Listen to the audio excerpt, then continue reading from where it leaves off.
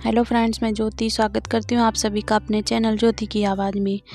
मेरा नाम राहुल है। आज मैं आपको अपनी कहानी बताने वाला हूँ। मैं करीब 10 साल से एक लड़की को प्यार करता हूँ, निधि को। निधि मेरे घर के पड़ोस में ही रहती है। मुझे उससे पहली नज़र में ही प्यार हो गया था। वो मेरे उस समय का प्यार है जब मैं ये भी नहीं जानता था कि प्यार होता क्या है। मेरा कपड़े का बिजनेस है, काफ़ी अच्छा है। मेरी और कोई भी इच्छा नहीं है सिवाय निधि को अपनी ज़िंदगी में लाने की। हम दोनों अभी तो बहुत अच्छे दोस्त हैं। निधि मुझसे सारी बातें शेयर करती है।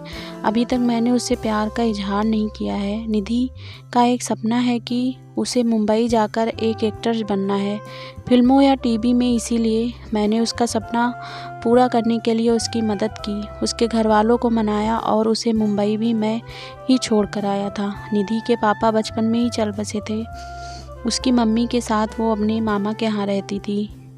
निधि को उस समय बहुत शौक लगा था। जब था कुछ दिनों तक वो बोल भी नहीं रही थी, मामा को पापा कह रही थी।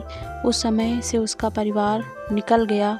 अब मैं चाहता हूँ कि निधि अपना यह सपना पूरा करे, इसीलिए मैं भी उसकी मदद कर रहा हूँ, लेकिन शायद उतना आसान भी नहीं था। निधि 3 सालों से मुंबई में है। मैं उससे बात करता रहता हूँ, कभी कभी मिल भी आता हूँ। मेरे दोस्त मुझे कहते हैं कि मैं निधि को प्रपोज कर दूँ। ऐसा बहुत बार उनके कहने पर एक रात मैंने निधि को फ़ोन किया तो उसने वहाँ से कहा, राहुल कहाँ हो तुम? मैंने कहा, निधि मैं राहुल अभी घर पर हूँ। वो बोली, घर? मुझे यहाँ एयरपोर्ट पर छोड़ दिया?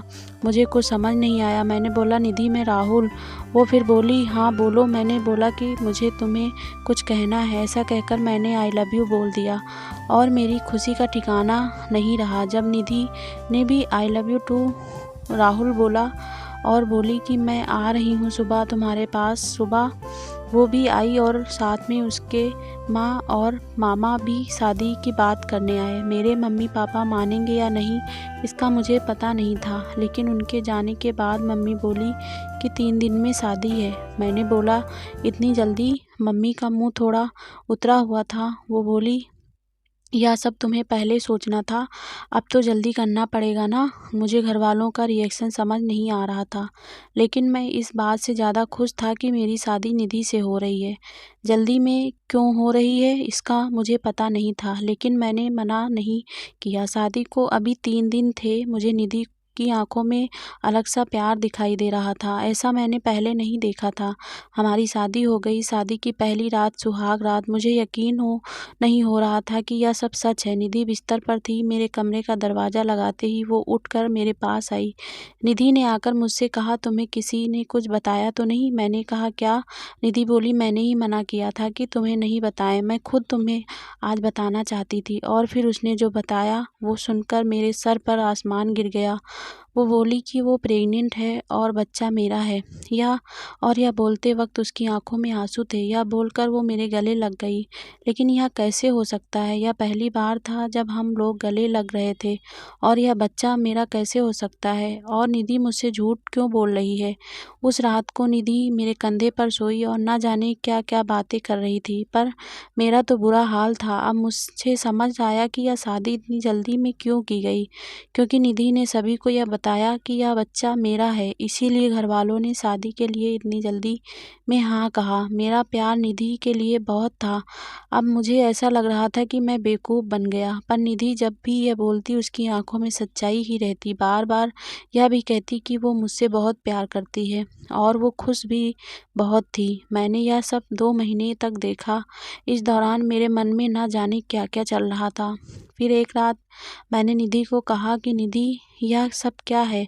यह बच्चा किसका है? वो बोली, राहुल क्या मजाक कर रहे हो? मैंने बोला, निधि तुम मुझे सच बता दो, मैं तुमसे प्यार करता हूँ। यह बच्चा किसका है? मैं इस बच्चे को अपना लूँगा। वो रोने लगी, बोली, क्या बोल रहे हो तुम? मुझे ऐसा समझते हो? क्या कहना चाहते हो? यह तुम्हारा नहीं है? उस रात मेरे सब्र का बांध टूट गया और मैंने निधि को घर से जाने को कह दिया। निधि उसी समय अपने घर रोते हुए चली गई। हमारे घरों में यह बात पता चल गई थी। निधि मेरे प्यार का फ़ायदा उठा रही थी। फिर एक दिन जब निधि अपने घरवालों के साथ डॉक्टर के पास गई थी, तब एक औरत 55 साल की निधि का पता पूछने मेरी दुकान पर आई। मैंने बोला, वो उसका घर है, पर अभी वो नहीं है। मैंने उससे पूछा आपको क्या काम है? वो बोली कि निधि उस रात एयरपोर्ट से उस दुर्घटना के बाद अचानक चली गई। मैं पूछना चाहती थी कि वो ठीक तो है ना? मैंने पूछा कैसी दुर्घटना? वो बोली एक्सीडेंट मेरे बेटे राहुल का। मैंने पूछा राहुल? वो बोली हाँ, मेरा बेटा राहुल और निधि एक दूसरे से प्यार करते थे। दोनों शादी करने वाले थे। निधि के साथ मैं और राहुल निधि के घर आ ही रहे थे कि रोड क्रॉस करते वक्त मुझे बचाने के लिए मेरा बेटा एक बड़ी बस के नीचे आकर चल बसा। एक्सीडेंट इतना भयानक था कि वो उसी समय चल बसा। निधि वहाँ से चली गई। मैं यह देखने आई कि वो ठीक है ना। अब मुझे सब समझ आ गया था। निधि जिससे प्यार करती थी उसका नाम भी राहुल था और उसकी आंखों के आगे वो चला गया। इस बात से उसको इतना सदमा लगा है कि वो इससे मानने को तैयार नहीं है। वो इस समय सदमे में है और मुझे ही राहुल मान रही है, जैसे बचपन में अपने मामा को पापा मान रही थी। इसीलिए उसकी आंखों में सच्चाई दिखाई दे रही थी। मैंने भी ठीक उसी समय उसे फ़ोन किया था और प्रपोज किया था, इसीलिए वो इस तरह से बात कर रही थी। उसकी आंखों में जो प्यार है वो इस राहुल के लिए नहीं बल्कि उस राहुल के लिए है। मैंने उन्हें निधि से मिलने नहीं दिया और उन्हें कहा कि आप जाएं, मैं उसका पति हूँ, मैं उसका ख्याल रख लूँगा। मैं नहीं चाहता था कि निधि को सब याद आ जाए। निधि जब घर आई तो मैं उसके पास वापस गया। मैंने बोला निधि सॉरी।